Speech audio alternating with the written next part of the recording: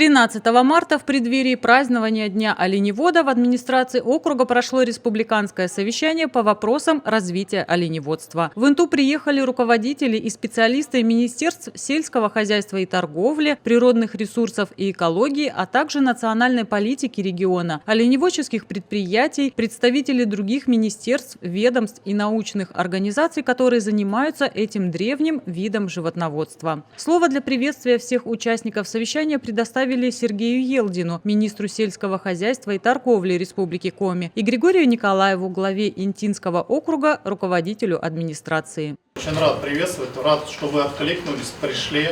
Мы хотим рассказать вам о тех мерах поддержки, которые у нас есть, послушать, что вы нам предложите, куда мы должны двигаться, для того, чтобы выработать какие-то общие совместные решения для развития данных отраслей на территории Республики Коми.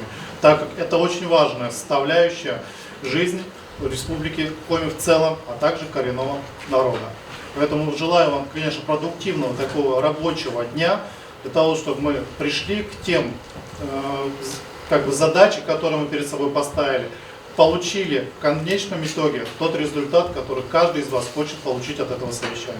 Я очень рад, что уже не первый год у нас проводится именно в Инте республиканское совещание по вопросам развития оленеводства. Эта отрасль на сегодня занимает у нас значимое место в развитии нашего города. На сегодняшний день мы все прекрасно понимаем, что проблем в оленеводстве немало, особенно сложно и с молодыми кадрами, что напрямую влияет вообще на сохранение самой отрасли. Поэтому поддержка со стороны республики очень актуальна. И республика оказывает такую поддержку. Вопрос только в полноте оказания той помощи, которая необходима. Муниципалитет также активно включается в решение вопросов, направленных на сохранение и развитие оленеводства. Мы ценим труд наших оленеводов, гордимся, что Инта славится трудом сильных жителей тундры. Наш праздник Тырык-Кор, быстроногий олень, тому подтверждение, которое проходит уже с 1997 года и стало визитной карточкой города. А с недавнего времени этот праздник включен в национальный календарь главных туристических событий нашей страны. После кратких приветственных слов собравшиеся приступили к работе совещания. С первым докладом о результатах работы отрасли оленеводства в Республике Коми за 2025 год, мерах государственной поддержки и перспективных направлениях на 2026-2028 годы выступил министр сельского хозяйства и торговли региона Сергей Елдин. В Республике Коми насчитывается 73 тысячи голов северных оленей. Из них 49 700 голов или 68% в сельхозорганизациях. Всего в республике на текущий момент работает 5 крупных сельскохозяйственных предприятий, занимающихся разведением северных оленей. 3 из них – интинские. Это общество с ограниченной ответственностью агрокомплекс Инта Приполярная, Абись и Петруньская. В хозяйствах ООО «Интинская» содержится около 18 тысяч голов оленей. В ПСК «Оленевод» 16,5 тысяч голов, ООО «Северный» почти 15,5 тысяч голов. По республике сохранность взрослых оленей в хозяйствах в 2025 году, насчитывая с 2021 года, самая низкая. Данный факт говорит о важности проводимой зоотехнической работы в оленеводческих хозяйствах региона и о качественной выбраковке непригодных для воспроизводства и хозяйственного использования оленей во время проведения осенней инвентаризации поголовья оленей. В период отдельной кампании в хозяйствах республики родилось 25 533 головы телят, что меньше по сравнению с прошлым годом на 244 головы. Деловой выход телят уменьшился на 7,4% и составил 57,6%. Производство мяса, а соответственно и экономические показатели по оленеводству напрямую зависят от структуры стада и прежде всего от количественных показателей в стадах важенок, нетелей, дающих приплод. Процент маточного поголовья значительно уменьшился и составил 47,9%, что на 6,5% ниже уровня прошлого года. Для экономически крепкого передового хозяйства необходимо иметь более 60% маточного поголовья. Рассматривая структуру стада оленеводческих хозяйств, можно говорить о требуемом соотношении всех возрастных групп оленей, поэтому необходимо хотя бы сохранить такую структуру стада, в то же время стремиться систематически увеличивать удельный вес маточного поголовья. Низкий процент маточного поголовья не обеспечивает нормальный ремонт и прирост стада, снижает продуктивность оленеводства и в конечном итоге доходность предприятий. Министр отметил, что производственные показатели отрасли незначительно ухудшились к уровню прошлого года. Основными причинами снижения отдельных показателей в оленеводческих хозяйствах явились недостаточное количество оленеводов-пастухов, низкая дисциплина в оленеводческих бригадах, различные болезни оленей, природно-климатические условия во время проведения отельной кампании, в летний период холодная весна и дождливое лето. Относительно стабильную динамику, с небольшими колебаниями. В 2025 году рост производства продукции у частных оленеводов по сравнению с 2024 годом составил 81 тонну или на 34%. Вместе с тем, сельскохозяйственные организации остаются основным драйвером отрасли, обеспечивая большую часть объема производства. Готовые объемы производства варьируются в зависимости от периода проведения убойной кампании, в среднем уровень производства хозяйств сохраняется. Лидером по объему производства продукции оленеводства среди хозяйств является ПСК «Оленевод». В 2025 году на долю кооператива пришлось 54% продукции, произведенной сельхозтоваропроизводителями. Как и в прошлые годы, государственной программой развития сельского хозяйства по направлению оленеводства предусмотрены субсидии из средств регионального и федерального бюджетов. Общий размер господдержки на текущий год составляет чуть более 71 миллиона рублей. В условиях ограниченности бюджета нам удалось сохранить объем поддержки почти на уровне прошлого года. Из федерального бюджета предусмотрено 16,2 миллиона рублей, на содержание поголовья северных оленей 11,4 миллиона рублей, на содержание племенного маточного поголовья оленей 4,7 миллиона рублей. Из регионального бюджета 55 миллионов рублей, на производство и реализацию мяса оленей 47 миллионов рублей, на проведение землеустроительных работ на оленьих пастбищах 2,9 миллиона рублей. На закуп мяса оленей от оленеводов-участников 5,1 миллиона рублей. Минсельхозом Республики Коми совместно с Министерством Российской Федерации по развитию Дальнего Востока и Арктики проведена работа по включению нашего региона в программу поддержки традиционной деятельности коренных малочисленных народов Российской Федерации в Арктике. В результате проведенной работы в части оленеводства общий объем поддержки за 2025-2026 годы составит 231 миллион рублей. Участниками мероприятия в 2025 году стали ПСК «Оленевод», ООО «Северный», ООО «Интинская». Субсидии в размере 90% затрат позволили приобрести 18 транспортных средств и 20 беспилотных летательных аппаратов. Объем поддержки составил 71,7 миллиона рублей.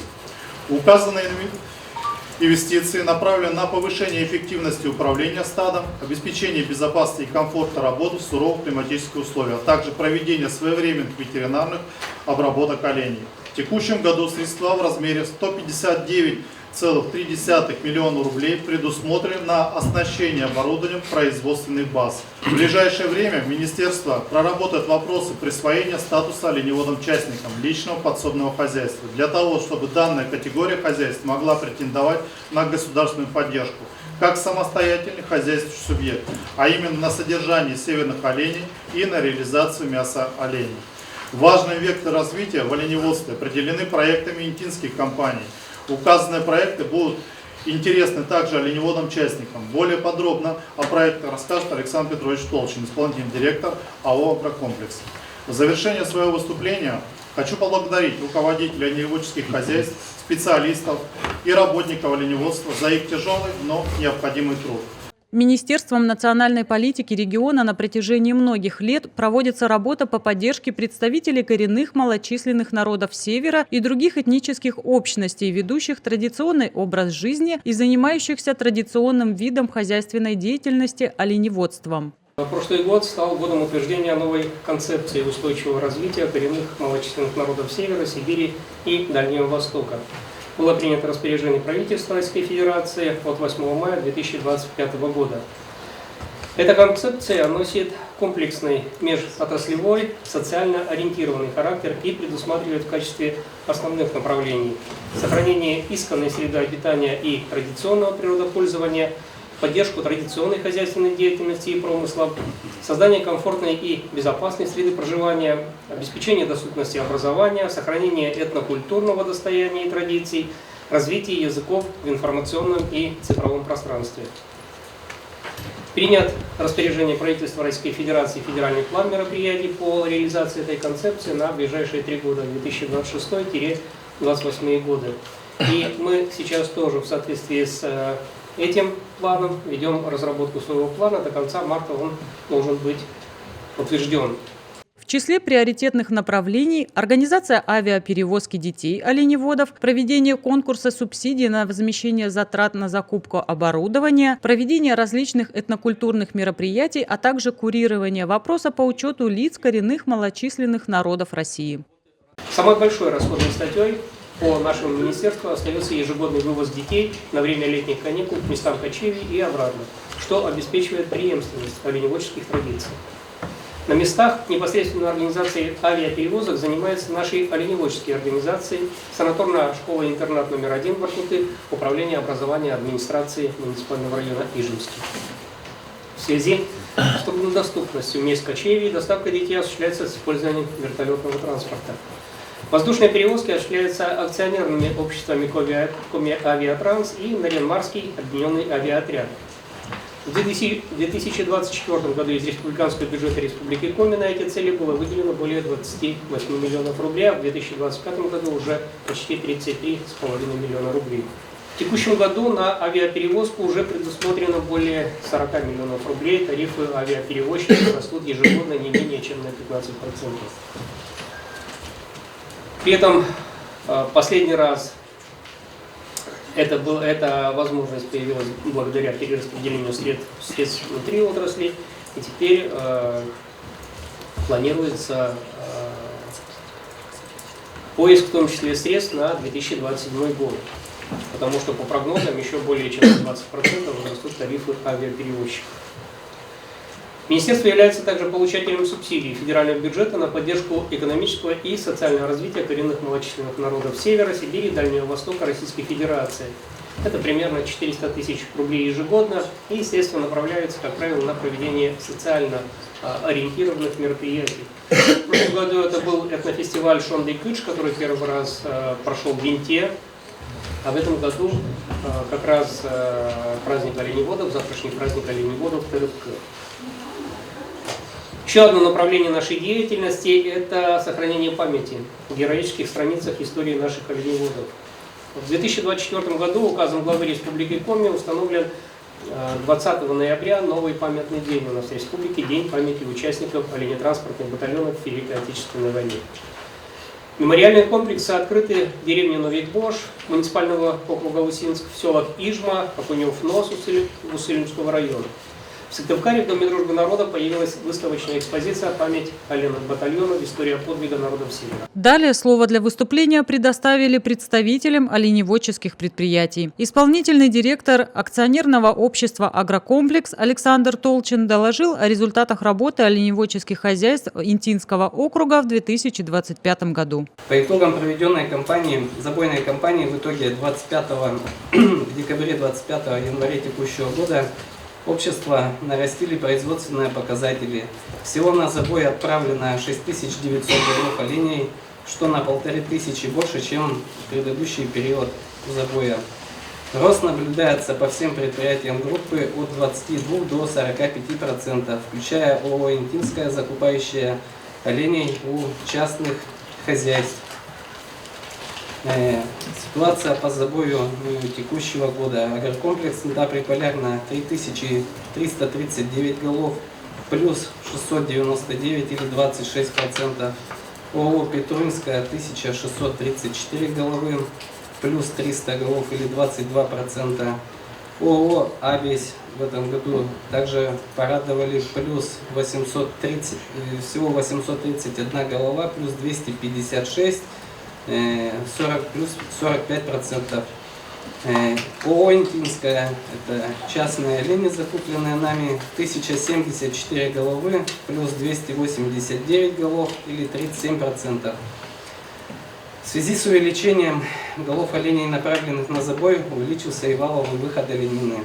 За прошедшую забойную кампанию выход мяса составил 226 тонн, что обеспечит выполнение дорожной карты по улучшению финансово-экономического состояния предприятия Интинского района и даст стопроцентную загрузку мощностей нашего переработчика ООО «Интинская». Рост объема заготовленного мяса по сравнению с предыдущей забойной кампанией 51,7 тонны или 30%. Хочу отметить, что это рекорд определенный для группы нашей компании. В 2025 году в целях модернизации цеха глубокой переработки мяса и повышения эффективности производства были приобретены вакуумная упаковочная машина и комплект оборудования для линии производства консервов. Сумма вложений составила более 6 миллионов рублей. В настоящее время консервная линия полностью смонтирована и проведены пусконаладочные работы. Запуск намечен на 17 марта. Благодаря помощи Минсельхоза и правительства региона в 2025 году приобретены 2 снегохода, судно воздушное беспилотное, лодка и фургон. Сумма инвестиций составила чуть больше 21 миллиона рублей. Особо остро, наверное, нужно отметить, сегодня стоит проблема с привлечением кадров. На протяжении последних десятилетий прослеживается тенденция к снижению кадрового потенциала в отрасли. Растет средний возраст занятых в оленеводстве. Считаю, что сегодня на решение кадровой проблемы нужно задействовать как можно больше сил и средств и в кратчайшие сроки поднять престиж отрасли. В наших предприятиях в сфере оленеводства занято около 60 человек, которым сегодня как никогда нужно помочь в сохранении традиционного образа жизни, что является залогом сохранения оленеводства. Необходимо организовать системную работу по привлечению молодого поколения в отрасль. Основным предприятием Воркуты в отрасли сельского хозяйства является ПСК «Оленевод». Его председатель Сергей Пасынков в своем выступлении задал ряд вопросов приезжим специалистам и озвучил предложения. Учитывая новые федеральные концепции поддержки КМНС, полагаю целесообразно рассмотреть вопрос о проведении региональных нормативных актов Республики Коми в соответствии с федеральной политикой, официально закрепив субсидию на закуп мяса у оленеводов-частников в качестве самостоятельной меры поддержки КМНС, не подлежащей замещению иными видами субсидий, предназначенными для юридических лиц. Инициировать пересмотр ставки субсидий на 2026 год в сторону увеличения, чтобы вернуть доверие оленеводов в государственной политике и обеспечить им достойный уровень жизни. Я здесь отвлекусь, еще минуту займу вашу. Вот буквально передо мной руководитель интинского предприятия выступал и говорит с оленеводами, обращаясь к оленеводам, сказал, говорит, ребят, сдавайте мясо, давайте пригоняйте своих оленей. Но как можно пригонять своих оленей, если задолженность за этих оленей тянется в течение полугода, 9 месяцев, а может быть в некоторых случаях и год? Но как можно обращаться к людям, когда мы не можем рассчитаться? Вы поймите нас, руководители предприятий. Поэтому наше предложение установить ставку субсидий в размере не менее 260 рублей за 1 килограмм мяса в убойном виде или 130 рублей в живом весе. Это позволит довести итоговую цену для оленеводов-частников в Республике Коми до 470 рублей за килограмм убойного веса, что будет сопоставимо с уровнем соседнего Ненецкого автономного округа 450 рублей или Ямало-Ненецкого автономного округа, там, конечно, больше 550 рублей, но, по крайней мере, эта разница будет приближенной. На территории Усинска работает ООО «Северный». В этом году после убойной кампании численность оленьего стада составила около 11 тысяч особей. Реализуют оленину на территории муниципалитета ежегодно в огромных количествах. В этом году выход мяса после забоя составил чуть более 150 тонн. Было забито около 4,5 тысяч животных. У предприятия также имеется масса нерешенных вопросов, таких как дефицит кадров, отсутствие ветеринарного специалиста и многие другие. Работа оленеводства остается тяжелой, несмотря на то, что быт обустроен лучше, чем раньше. В бригадах есть бензоагрегаты, ноутбуки, квадроциклы, морозильные лари, даже стиральные машины. Относительно устойчивая связь, но тем не менее вопрос по кадрам остается нерешенным. Иногда приходится брать людей с улицы. Старые кадры уходят, а молодежь тянется к большой цивилизации. Кроме того, наши оленеводы ходят мимо нефтяников, которые работают вахтами и которые вообще-то работают в совсем других бытовых условиях. Если хозяйство раньше было 11 бригад, то сейчас осталось 6. Еще в 2024 году было 8 бригад, но из-за нехватки кадров 2 бригады весной 2025 года пришлось соединить другим бригадам. Иначе не хватает абсолютно пастухов. С докладом на тему ветеринарного благополучия в оленеводческих хозяйствах выступил Андрей Белых, исполняющий обязанности руководителя службы ветеринарии Республики Коми. Оленеводческие предприятия региона продолжают сохранять стойкое ветеринарное благополучие по заразным особо опасным болезням как для животных, так и для человека. Участие в вакцинации состоит из 2 наименований у нас этой работы. Это сибирская язва, 54 269 голов привили, и бешенство. Подвергается вакцинации здесь у нас только оленегонные, ездовые быки, поскольку они непосредственно контактируют у нас с людьми в большей части. И здесь мы, в общем-то, свои планы тоже закрыли в полном объеме, хотя, еще раз повторюсь, что объемы сибирской язвы должны были вакцинации быть выше. В части обработок это у нас исключительно эдемогеноз. Почему важна обработка против эдемогеноза? Во-первых, вот эти личинки овода, которыми поражается мясо оленей, при миграции в теле животного выделяет чрезвычайно опасный токсин, расплавляет живые ткани, и олени очень сильно теряют в весе. Это с точки зрения экономики. Ну и, соответственно, шкуры, которые мы получаем от зараженных эдемогенозом оленей, в общем-то, все идут на выбраков. Специалисты еще раз напомнили о требованиях закона о ветеринарии и техническом регламенте Таможенного союза безопасности мяса и мясной продукции, согласно которым к убою не допускаются неидентифицированные животные, а также о том, что сегодня, согласно закону, все животные должны быть в обязательном порядке промаркированы. В рамках республиканского совещания на тему генетического состояния ненецкой породы северных оленей выступил научный сотрудник агробиотехнологий Коми научного центра Уральского отделения Российской академии наук. Ведущий научный сотрудник Института биологии Коми научного центра РАН рассказал о сравнительных величинах накопления элементов загрязнителей у северных оленей, а специалист Мурманского проектно-изыскательного предприятия довел до присутствующих информацию о картографировании оленьих пастбищ. В ходе совещания были обсуждены многочисленные вопросы, касающиеся отвода и межевания земель, глубокой и полной переработки оленины, вакцинации и чипирования животных, кадрового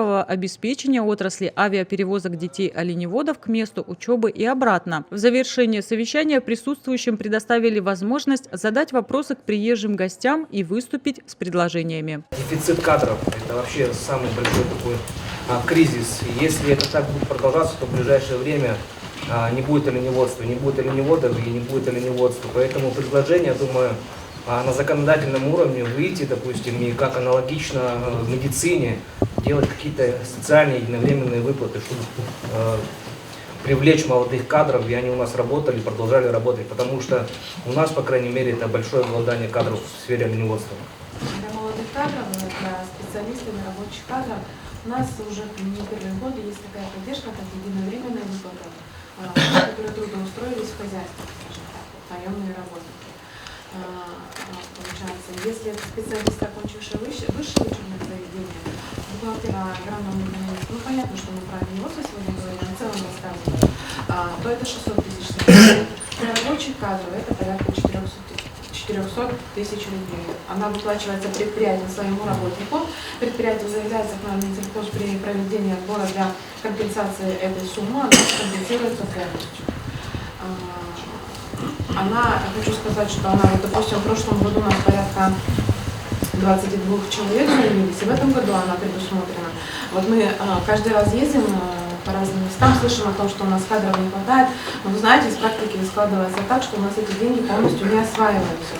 То есть получается, что, и знаете, вот что, о чем еще говорят предприятия, о том, что да, эта поддержка сегодня есть, но молодые кадры сегодня тоже немножко, может быть, наверное, тут еще и нужна правопреемственность в плане того, чтобы прийти к сельскому хозяйству, потому что одно дело прийти, трудоустроиться, получить эту выплату, но получая, нужно задержаться на 5 лет и поработать в этом хозяйстве. Не всегда молодым людям это интересно, и в практике бывает так, что они расторгают этот договор, а если договор расторгается, нужно хозяйству эти деньги возвращать. То есть вот тут не только вот нужно думать про материальную сторону, но и в целом про то, что сельское хозяйство это не простой труд, но без, как говорится, молоко нам кроме коровы никто не даст. Кроме оленеводства и традиционного вида образа жизни, тоже другого пути на сегодняшний день нет. Это все нужно прививать, скажем так, с малых лет. За 7 лет работы здесь наблюдаю, поменялось, при мне за 7 лет поменялось мэр Янты 2 раза. 2 мэра Янты поменялось. И за 7 лет работы поменялось, мне кажется, 2 руководства агрокомплекса, 2 руководства поменялось. Сейчас 3 руководства. И, по-моему, мне нравится, он еще прозрачно работает. И с нуля начали, и до сих пор работаем, и зарплату подняли, мне нравится. И еще прозрачно. Они не убегают по кабинету, где-то не прячутся, они сами к нам идут, и мне нравится. И даже план перевыполнили там, на 27 тонн план даже перевыполнен. Мне нравится. И хорошая работа. А оленеводы думают, сейчас, да, вот работа у нас в холоде, тундре, трудной. Кабинетная работа тоже трудная, тоже надо понимать. Это оленевод переработать надо, продать надо, и найти нас еще надо, покупателей надо еще найти. Об этом тоже надо думать. Не только о себе, оленеводстве думать.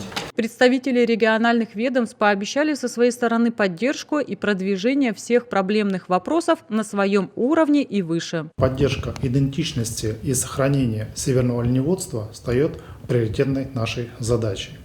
На поддержку коренных малочисленных народов Севера в 2025 году из федерального и республиканского бюджета было выделено 119 миллионов рублей, из которых 30% это средства регионального бюджета. На 2026 год эта сумма увеличена, и мы рассчитываем 191 миллион рублей как раз из федерального и республиканского бюджета. Но все эти средства будут направлены как раз на улучшение жизни, быта, в том числе и технического перевооружения самих оленеводов, так же, как и наших хозяйств. Кроме этого, мы говорим о модернизации производства, то есть это позволит нам сегодня увеличивать переработку непосредственно оленины в наших хозяйствах.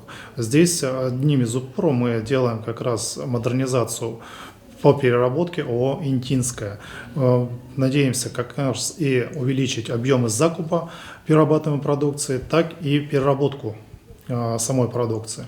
То есть и здесь возможно будет увеличение закупа от оленеводов-частников для того, чтобы как раз нарастить объемы сырья для производства конечного продукта. Высокомаржинального мы хотим увеличить линейку как раз, поэтому в этом году уже запускаем в ближайшее время, даже в марте месяце 2026 года будет запущена консервная линия, тоже из мяса оленины. Во второй половине дня в стенах администрации состоялся круглый стол на тему развития оленеводства в Республике Коми. В рамках живого общения и диалога были озвучены ключевые аспекты данного вопроса и существующие трудности, которые необходимо решать.